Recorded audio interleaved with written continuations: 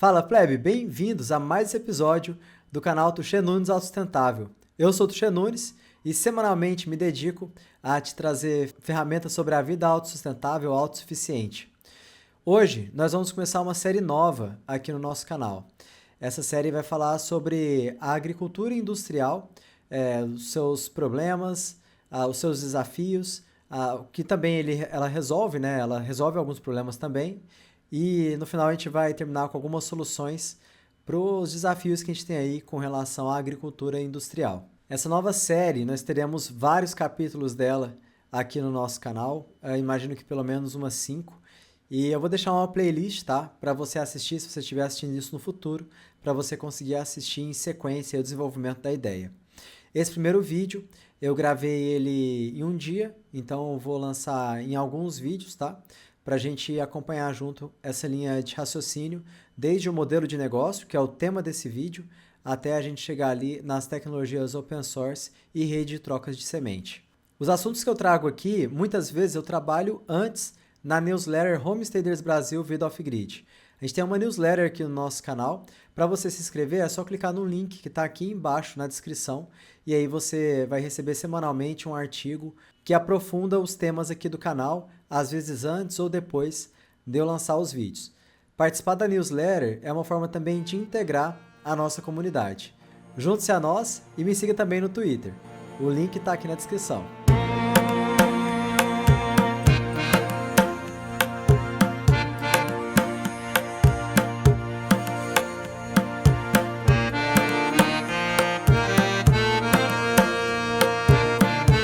Então é até engraçado, né? Eu comecei a desenhar esse vídeo querendo explicar a questão de sementes open source, banco de sementes e tudo mais. Ou seja, eu estava começando pela solução e não pelo problema.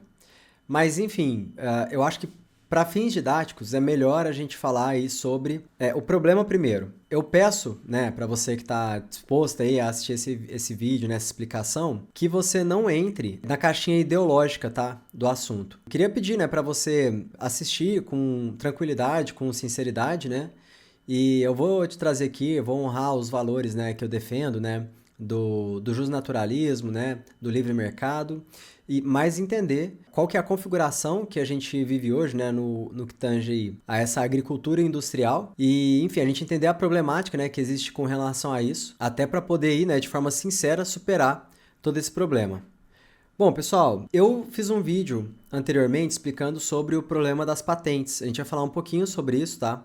Eu vou deixar aqui um card, se você não assistiu ainda, que ele é fundamental para a gente embasar esse entendimento aqui. Porém, eu vou trazer alguma explicação sobre isso novamente, tá? Aqui com uma outra roupagem. Bom, falando aí sobre o mercado de sementes, nós temos hoje 3 grandes conglomerados aí, né, no mundo que são líderes em sementes, tá? Em alguns setores, por exemplo, elas são o primeiro lugar. Se eu não me engano, a Monsanto, por exemplo, ela é o primeiro lugar em milho e soja, né? Sementes de milho e de soja no mundo inteiro, ou especialmente no mercado americano. Tem muitas variações, tá? Quando a gente vai pesquisar. Se é líder de sementes só naquele mercado, né? No americano, que é um dos maiores do mundo, brasileiro e tudo mais. Se é no mundo inteiro, se a gente está falando de sementes em geral e tudo mais. Mas, bom, essas são as principais. A Monsanto, ela foi comprada pela Bayer, se eu não me engano, em 2012 ou 2015. Alguma coisa assim, por 63 bilhões, algo desse tipo. Chemical China também comprou a Syngenta. Aí eu não lembro quanto que foi, mas também foi por um valor muito absurdo, tá? Então hoje a Syngenta, ela é uma empresa chinesa, tá? Controlada pela China. E a gente sabe, né, que quando é uma empresa tão grande assim, tem sempre alguém do partido, né? Se não for uma secretaria inteira do partido lá na empresa, tá? Então a Chemical China provavelmente ela é controlada ali pelo partido chinês e hoje ela é dona da Syngenta. E nós temos também a Corteva, que é a união ali da Dow com a DuPont e a Pioneer. Então, são esses os 3 principais grupos aí, tá? De sementes do mundo. O que a gente vê de comum entre eles, né, é que todos eles estão vinculados ali à química, né, em primeiro lugar. A Bayer, né, a Chemical China, né, justamente o nome vem disso.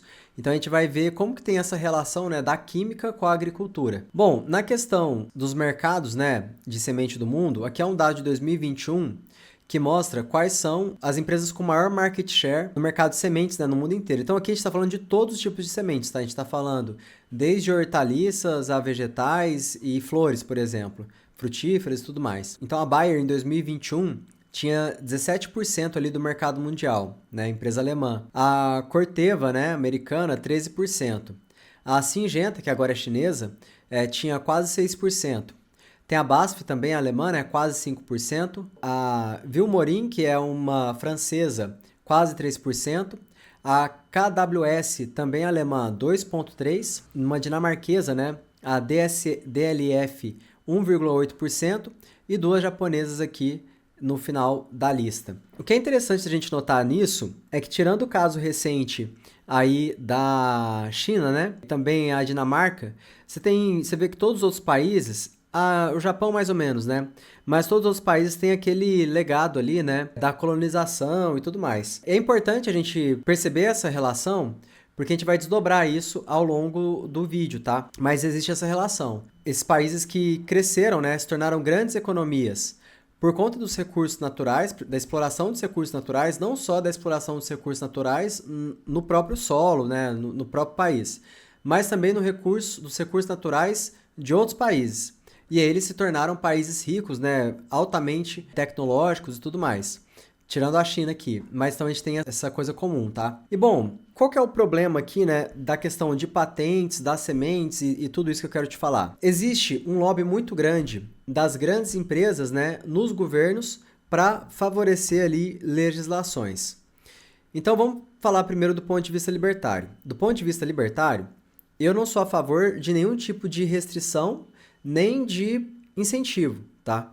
Então acho que assim, o que manda é o mercado, né? Realmente a pessoa, se ela tiver acesso, né, no mercado livre às informações, ela vai poder tomar as melhores decisões ali para sua propriedade.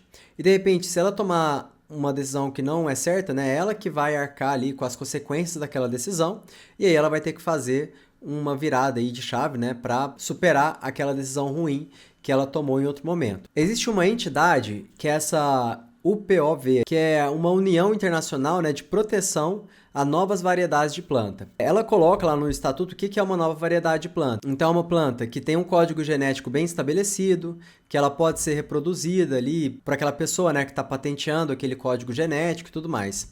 Então a gente está vendo aqui a questão da propriedade intelectual nas sementes, tá? E quem contribui com ela são as nações, todas as nações contribuem, que estão vinculadas a ela, tá? Só que cada nação contribui conforme o tamanho da sua economia. Então acaba que hoje você tem 5 grandes nações aí, né? Na verdade, você tem 5 nações que contribuem mais com essa entidade, que é a Alemanha, os Estados Unidos, o Japão, a França e o Canadá, que também são, tirando o Canadá ali, tem alguma relação, mas a lista que eu te mostrei antes, são os países que estão ali no top 10 das empresas que possuem mais market share do mercado de sementes do mundo. Essa entidade, ela trabalha em estreita cooperação com a Organização Mundial de Propriedade Intelectual, que é um órgão vinculado à ONU.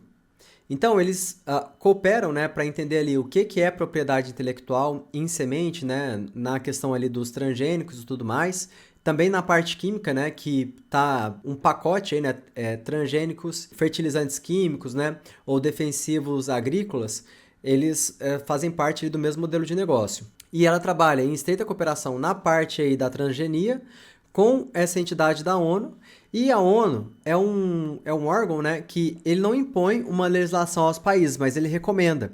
Então, a partir daí, a gente tem todo um caminho, né, que a gente consegue entender de como que o lobby ele acontece, ou ele pode estar acontecendo em uma agência que, a priori, não tem poder sobre os estados e tudo mais, mas como que isso vai se desenvolvendo até efetivamente, né, ter um poder ali na legislação de cada país, enfim, né? Como que acontece todo esse tipo de tomada de decisão top-down, né? Que vem de cima para baixo. Então, qual que é o problema de patente em semente? É o negócio seguinte, as empresas, elas criaram variedades genéticas, né?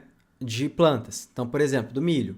Então, o milho ele cresce mais robusto, né? Com uma folha maior, mais vistosa. Uma planta que é difícil ela ser atacada, e quando ela é atacada, ela tem um reagente natural, né? Contra um atacante, né? Um invasor.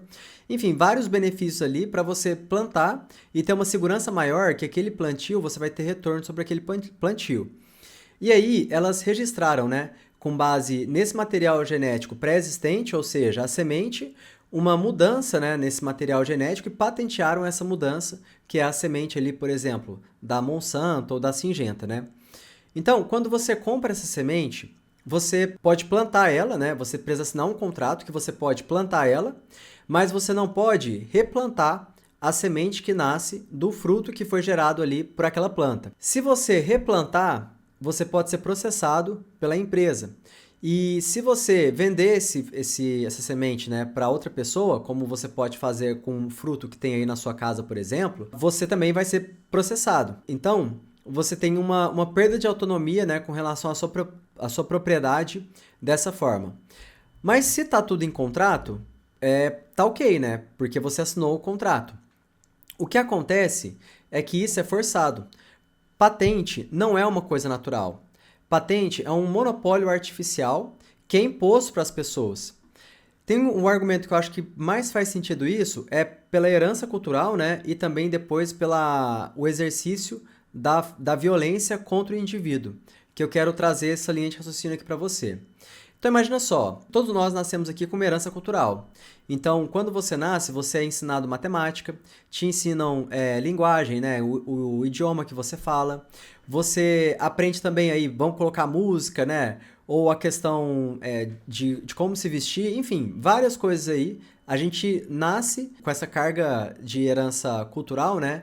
Que trazida ali pelos nossos pais, pela nossa família, pelos nossos antepassados. Com base nisso, você estuda, não só nisso, né, mas com base nisso também, você estuda, coloca trabalho e aí você cria uma inovação.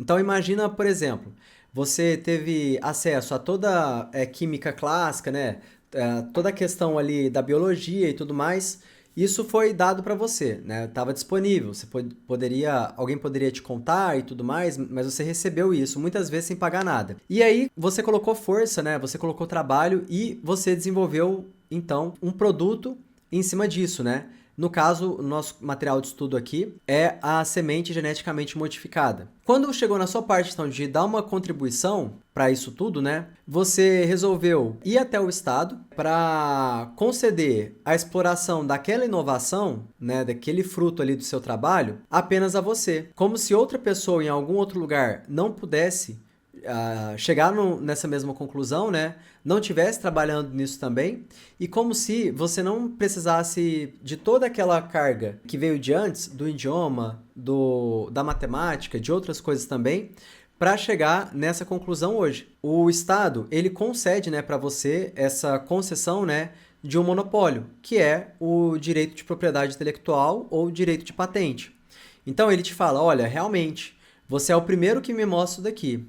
Então, durante X anos, você é o único que pode explorar essa ideia que você está me mostrando, tá? E aí, se alguém, nesse período, explorar essa ideia, que essa outra pessoa foi a primeira a registrar, aí tem alguma variação de legislação para legislação, tá? Se foi a primeira a registrar ou se foi a primeira a criar mesmo, tá? Mas muitas vezes é a primeira a registrar. E aí o Estado, ele se sente no direito de usar a violência contra a pessoa que usou uma ideia que já foi patenteada por outra pessoa. No caso da patente de sementes é tão absurdo, porque às vezes pode ser uma planta que nasceu na sua propriedade sem a sua concessão. Às vezes o vento trouxe ou um animal trouxe e aquela planta ela começa a crescer ali, né? Isso pode acontecer também. Então, o indivíduo ele é proibido de usar os seus próprios recursos para fazer alguma coisa que outra pessoa já registrou. Fica fácil a gente entender no exemplo do livro. Eu posso comprar um livro na livraria, né? E o autor está recebendo royalty e tudo mais, ou pode ser que ele mesmo tenha me vendido. Mas se eu usar minha própria caneta, minha própria tinta e meu próprio papel para Copiar esse livro, eu posso ser repreendido aí, né, com violência estatal. O que é violência estatal, para a gente entender? Violência estatal é quando você é processado e você precisa se defender, precisa pagar alguém para te defender. Alguém faz uma devassa na sua vida para te condenar a alguma coisa, para descobrir provas de você sobre alguma coisa. No caso aqui de um crime que não tem vítima, porque ninguém perde quando alguém copia alguma coisa. É aquele grande exemplo, né? Se eu tenho uma bicicleta, você toma a minha bicicleta, eu fiquei sem bicicleta. Então, esse é um recurso escasso. No caso, quando a gente está falando de patente, a gente está falando de alguém reproduzir uma ideia. Então, por exemplo, eu criei a bicicleta. Aí você pega e constrói uma bicicleta para você. Eu não fiquei sem a bicicleta que eu criei. E você também não ficou sem bicicleta. Então, a gente multiplicou, né, aquela ideia. Isso não é roubo. Ninguém ficou sem. Ninguém foi prejudicado nesse processo. Quem defende a patente defende falando que ela é importante, né, para incentivar a inovação. Mas, na verdade, isso não é preciso, né? Por exemplo, moda. Aqui, eu tô com uma blusa xadrez. Quantas e quantas pessoas criaram uma blusa de frio xadrez ao longo da história, né? E eu não deixei de comprar essa daqui porque ela era xadrez. Então, moda, por exemplo, não existe propriedade intelectual. Um dos poucos setores aí que não existe propriedade intelectual. E isso não gera uma escassez, né, na premiação da inovação. Tanto é que existem marcas aí que ganham muito dinheiro com inovação. Enfim, o grande problema é que você então começa a entrar numa seara de proibir o que a pessoa pode fazer com os recursos dela, na propriedade dela, porque o Estado deu uma concessão para alguém, entendeu? E aí a gente começa a ver nesse processo a inconsistência, tanto de você registrar alguma coisa, como só você pudesse explorar, já que você teve todo um suporte, uma herança aí cultural para chegar em determinada conclusão, é inevitável isso. E também de você não poder utilizar a sua propriedade, os seus recursos, para reproduzir alguma coisa se você não está tirando nada de ninguém, né? Que também é uma inconsistência no que a gente tem no justnaturalismo, que é a justiça natural. O justnaturalismo, ele fala do que é natural às pessoas. Então, por exemplo, roubar, todo mundo entende que é errado, né? Então, é uma justiça natural. É errado, pô, eu tenho uma coisa, de repente eu vou deixar de ter porque você tirou de mim? Pô, isso é errado, né? Se alguém fizer isso com você. Agora, copiar não é errado, porque você não está tirando nada de ninguém, então você não está prejudicando ninguém com isso, entendeu? Um problema também é que essa questão da patente já é uma coisa tão enraizada ali na nossa mente, né? Porque a gente nasceu com tanta propaganda falando, pirataria é ruim, não sei o que, tal. Nesse outro vídeo eu falo bastante sobre isso, então não vou me estender mais aqui, mas tá errado, esse conceito tá errado. Brigando contra isso, né, nós temos vários movimentos no mundo, né? Esse daqui é um exemplo que eu tô trazendo. E ele fez um texto aqui, vários argumentos eu não concordo, tá? Do ponto de vista libertário, eu acho que não faz sentido. Mas alguns argumentos eu concordo sim. Nesse caso, ele tá falando que foram usadas uma variedade de semente de tomate, que teve todo um desenvolvimento ancestral na qualificação daquelas sementes, né? Porque imagina só, os nossos ancestrais, quando eles plantavam, eles olhavam as plantas que estavam mais saudáveis das plantas que estavam menos saudáveis. Eles guardavam as sementes das plantas que estavam mais saudáveis. E aí essas sementes que eles usavam no próximo ano. Então, foi feito também um processo de qualificação genética ao longo das eras, ao longo aí de centenas, milhares de anos, né? A gente tem ali a agricultura se desenvolvendo no Oriente Médio há 5.000 anos atrás, talvez até mais que isso, mas mais ou menos por aí, que é quando surgiu a civilização egípcia, né? Então, você pegou esse material genético, né, que já veio de toda uma qualificação ancestral, e aí você faz alguma modificação naquele material genético, né, com engenharia genética, e aí isso daí agora é seu, só você pode usar isso, né, sendo que você já está aproveitando o trabalho de uma outra pessoa, né? Então, assim, realmente é algo que não é lógico, né? E ainda mais o Estado patrocinar isso. É uma outra noção também, porque de repente você está vendo aqui o primeiro ANCAP falando contra isso. Normalmente a gente vê isso muito na bolha da esquerda. E eu acho que eles estão corretíssimos nessa questão aqui. Só que eu acho que muitas vezes não são todos os motivos que eu concordo com eles. Nesse ponto aqui a gente concorda. E isso é uma bandeira do libertarianismo também, né? Do anarcapitalismo. Então é uma coisa aí que realmente, gente, tem pautas que eu acho que a gente precisa se unir. Tá? Tem pautas que realmente nos separam, por exemplo, eu sou a favor da descentralização em tudo. Vocês são a favor da descentralização em muitas coisas, mas são a favor da centralização estatal, que eu acho que é uma coisa que invariavelmente vai resultar em violência, em excessos, né? Então, eu acho que não é lógico da parte de vocês entender a importância das moedas descentralizadas, igual eu participo de alguns locais que falam sobre isso, da importância aí de várias questões relacionadas à Web3, à privacidade e tudo mais, mas chegar na questão do Estado e achar que o Estado impondo e tudo mais, que isso vai resolver. Não é solução e também é o problema. Isso aqui é um problema criado pelo Estado. O monopólio das ideias, esse monopólio artificial aqui das patentes, da propriedade intelectual, é um problema criado e patrocinado pelo Estado, que nos rouba ali o que a gente gera de riqueza através de impostos para promover isso, para promover monopólios, né? Para promover. O Estado cria monopólio, gente. Vou te dar um exemplo.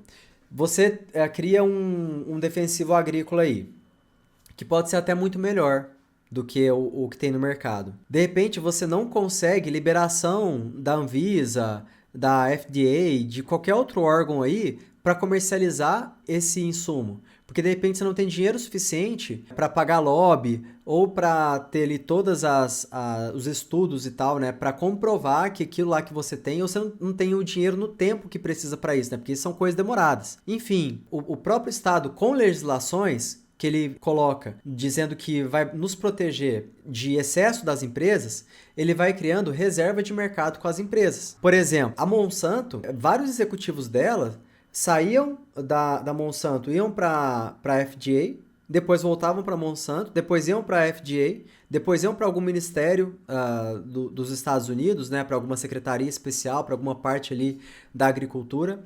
E durante um bom período, se eu não me engano, nos anos 70, vários produtos ali que a Monsanto precisava aprovar, até por já ter investido muito dinheiro, foram aprovados pelo governo americano. Se eu não me engano, foi principalmente no governo do Bush pai. Eu não posso dizer que tem uma relação direta uma coisa com a outra, mas existem evidências, né, ou suspeitas, né, muito fortes que isso tenha acontecido. E quando a gente vê a relação dos países que patrocinam esse tipo de política e as empresas que se beneficiam desse tipo de política, você tem uma relação muito próxima, né, de uma coisa com a outra.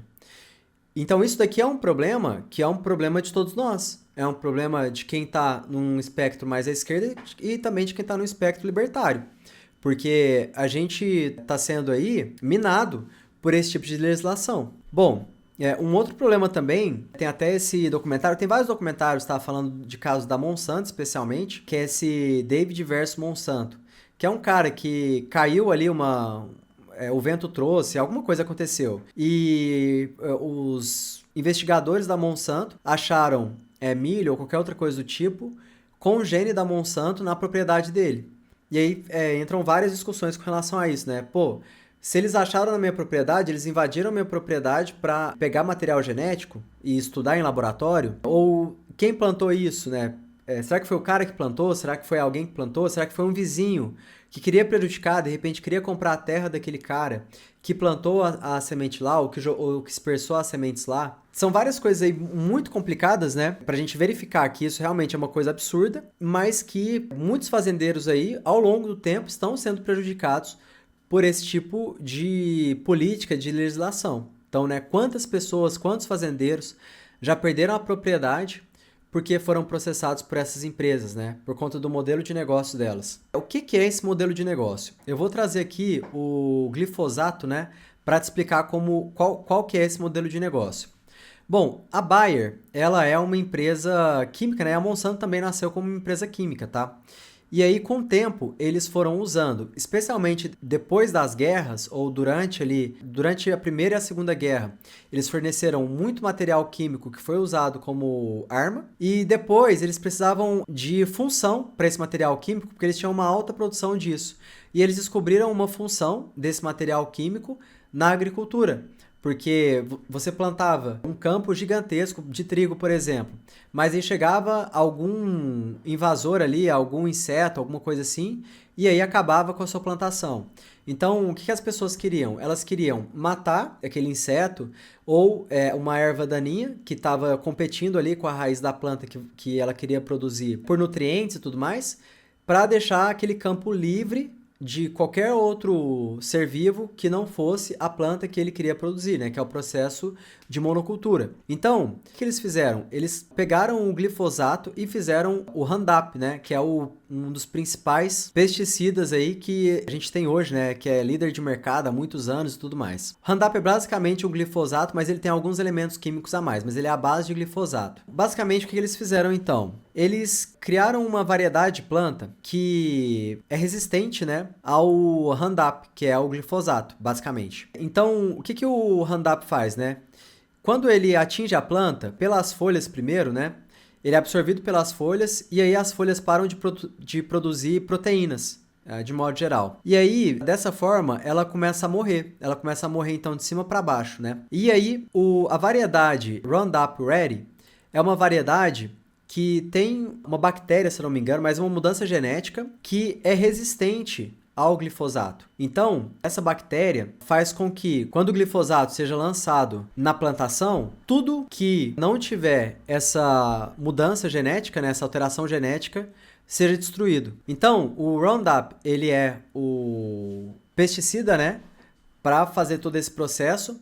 E Roundup Ready, milho, soja, algodão, alfafa, canola, são as sementes transgênicas que podem ser expostos ao glifosato, ao Roundup, sem ter perigo ali de morrer, né? O modelo de negócio, então, ele basicamente é: a empresa vende a semente para o agricultor, que é um organismo geneticamente modificado, a semente, ela é um transgênico. Aí ele também vende o pesticida, que vai fazer o controle de pragas daquela plantação, né? E ele não permite que esse agricultor guarde semente para a próxima safra. Então, ele obriga esse agricultor a recomprar na próxima safra essa semente. E aí ele vai repetir nesse ciclo. Então, a cada safra, né, a empresa ela mantém aqui essa fonte de renda absurda no sentido do volume, que é esse modelo de negócio. O que vem acontecendo? Quando você aplica esse herbicida da primeira vez, praticamente todas as plantas morrem, né? Ou todos os invasores, ervas daninhas e tudo mais morrem. Mas existem algumas plantas que são resistentes. Da mesma forma que... Você já viu o caso, sei lá, do cara que ele pode ser exposto ao HIV, mas ele não pega HIV? Existem casos assim, né? Que até mesmo os cientistas não conseguem explicar. Então, existem algumas plantas que elas não são geneticamente modificadas, mas que elas, ervas daninhas, né, que elas são resistentes ao agrotóxico. E aí, ele aplica no primeiro ano, então só uma planta resiste. No segundo ano, mais plantas resistem, porque naquele campo, a pessoa está aplicando aquele herbicida sempre. E aí, o que vai proliferar ali são as ervas daninhas, né, que são resistentes àquele tipo de herbicida, porque naquele ambiente existe aquilo, então as outras não vão proliferar. Então o incentivo dela, né, vai ser um incentivo para essa que é resistente proliferar.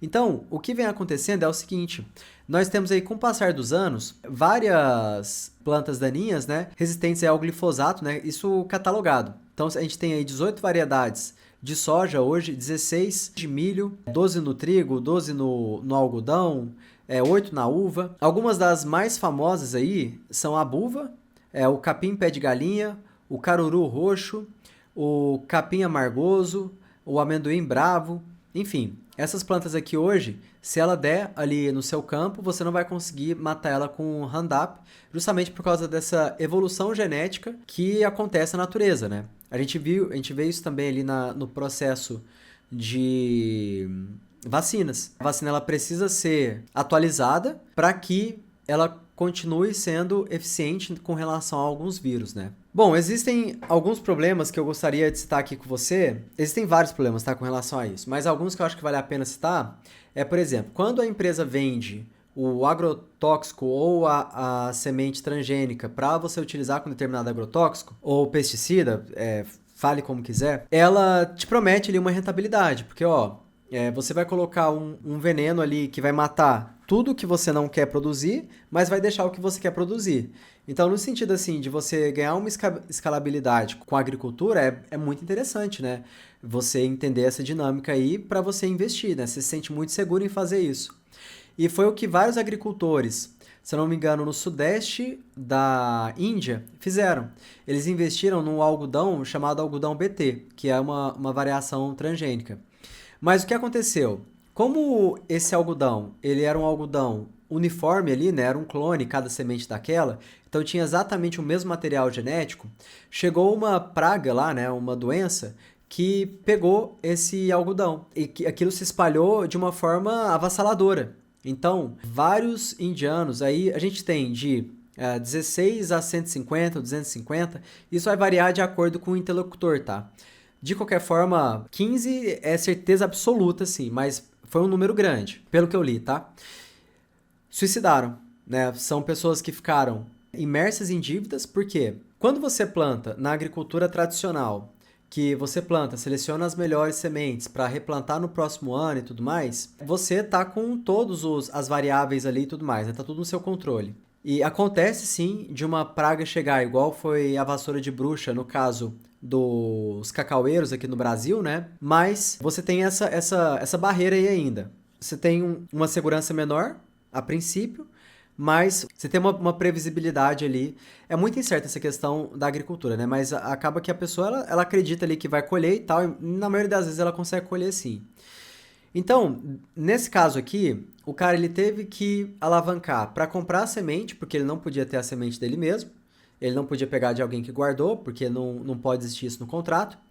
E ele teve que alavancar também para comprar o defensivo químico para proteger a plantação de pragas. E isso não funcionou. Então, essas pessoas perderam ali todo o trabalho, sei lá, de 6 meses, de 1 ano, né? De repente que é o período ali da safra deles, não sei. Então, vários suicidaram.